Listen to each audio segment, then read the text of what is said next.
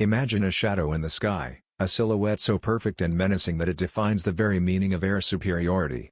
It's not an American Eagle, nor a European Typhoon, but a Russian flanker, a twin-seat monster of metal and thrust that has redefined the multi-role fighter category across the globe. For decades, the skies have been a stage for the clash of aerial titans, but few aircraft command the combination of awe, fear, and respect that the Sukhoi Su-30 does. This isn't just a fighter jet, it's a statement, a platform so versatile and lethal that it forms the backbone of the air forces of some of the world's most strategically important nations.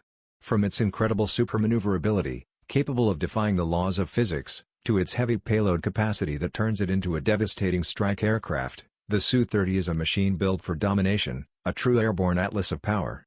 But what makes this two-seater flanker a persistent threat on the global stage, constantly evolving and staying relevant against fifth-generation fighters? Get ready to dive deep into the beast that is the Su-30. The story of the Su-30 is intrinsically linked to the legendary Su-27 flanker air superiority fighter, a design that shocked the West with its raw power and aerodynamic brilliance. Born in the twilight years of the Soviet Union, the original concept for the Su-30, initially designated the Su-27 was driven by a need for a long-range interceptor and air defense command and control aircraft. The existing Su-27 was a fantastic dogfighter, but complex, long-duration missions required a second crew member to manage the sophisticated radar, weapons, and communications, easing the pilot's workload during extended patrols over the vast Soviet territory. This requirement led to the two-seat configuration, where the back seat was dedicated to the weapon systems officer, transforming a pure fighter into a formidable team-oriented platform, capable of coordinating attacks with a flight of other fighters and extending its mission time significantly through in-flight refueling capabilities. This early development laid the groundwork for the multi-role monster we know today, emphasizing range, endurance, and command flexibility as key assets. As the Soviet Union dissolved, the design philosophy of the aircraft evolved dramatically, shifting from a pure interceptor to a versatile multi-role fighter that could be marketed effectively to international customers. This is where the Su-30 truly found its niche and began its journey to global renown. The aircraft was no longer just about protecting the homeland, it was about projecting power across the globe, offering a compelling blend of air-to-air lethality and air-to-ground strike capability. This transition gave rise to a multitude of variants, each tailored to the specific needs and budgets of its international operator, fundamentally defining the Su-30 as a customizable powerhouse rather than a one-size-fits-all solution. This adaptation and willingness to integrate non-Russian technology, a significant departure from typical Soviet-era practices, proved to be its greatest strength, ensuring its success on the fiercely competitive international arms market. Perhaps the most famous and strategically significant of these early export models is the Su-30 MKI Modernizirovanyi, Komerchesky, Indiyskiy, modernized, commercial, Indian, developed specifically for the Indian Air Force.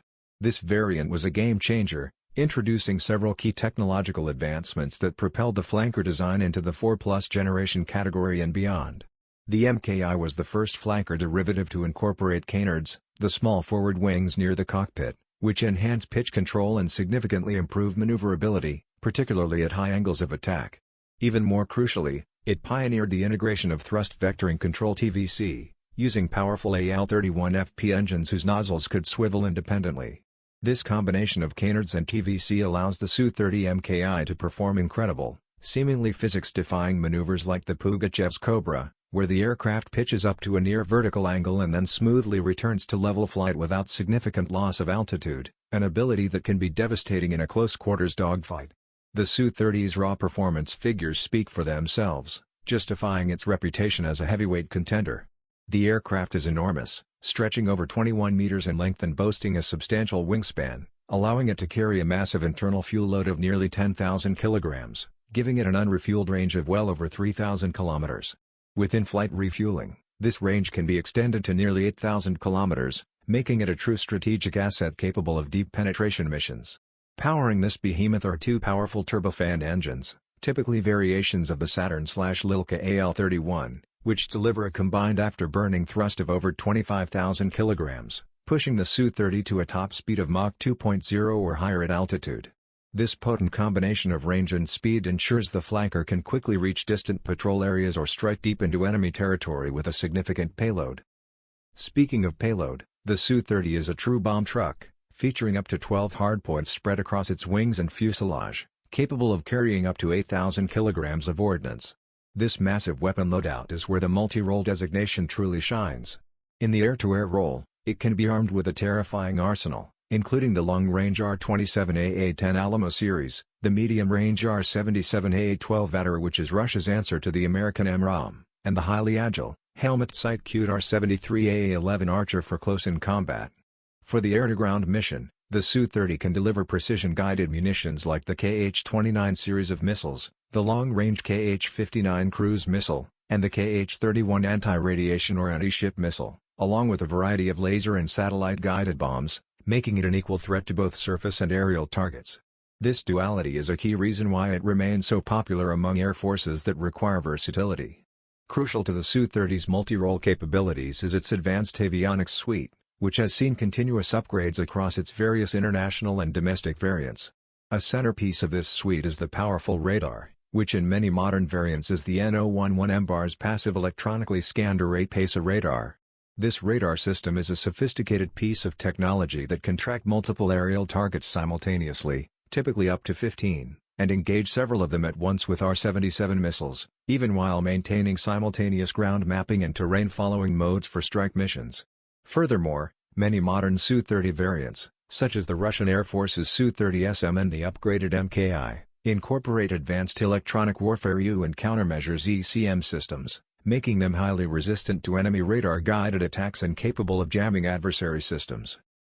Beyond the MKI, other significant variants include the Su-30 MKK and Su-30 Mk2 developed for the Chinese and other export customers, which emphasize strike and anti-ship capabilities, often trading the thrust vectoring engines and canards for a heavier air-to-ground weapon payload and simpler maintenance.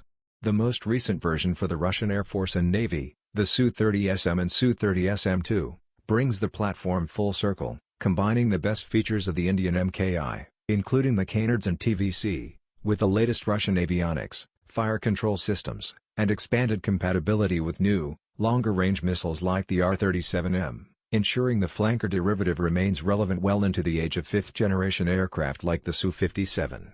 This continuous, modular upgrading highlights the inherent strength of the Su-27's original airframe design. The operational history of the Su-30 is still being written, but its presence in modern conflicts is undeniable. It has been deployed by the Russian Air Force in combat operations, particularly in Syria, where it has been utilized for air superiority, escort duties, and precision ground strikes, demonstrating its multi-role prowess in a live combat environment. For its international operators, the Su-30 has proven its mettle in numerous large-scale air exercises against Western fighters, often challenging the established dominance of aircraft like the F-15 and F-16.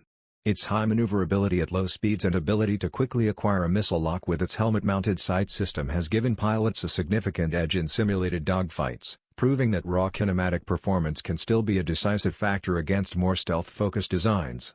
The strategic importance of the Su-30 cannot be overstated, acting as a crucial element of deterrence and power projection for nations across Asia, Africa, and Europe, a testament to its reliability and formidable capabilities. The key takeaway from the story of the Su-30 is its adaptability.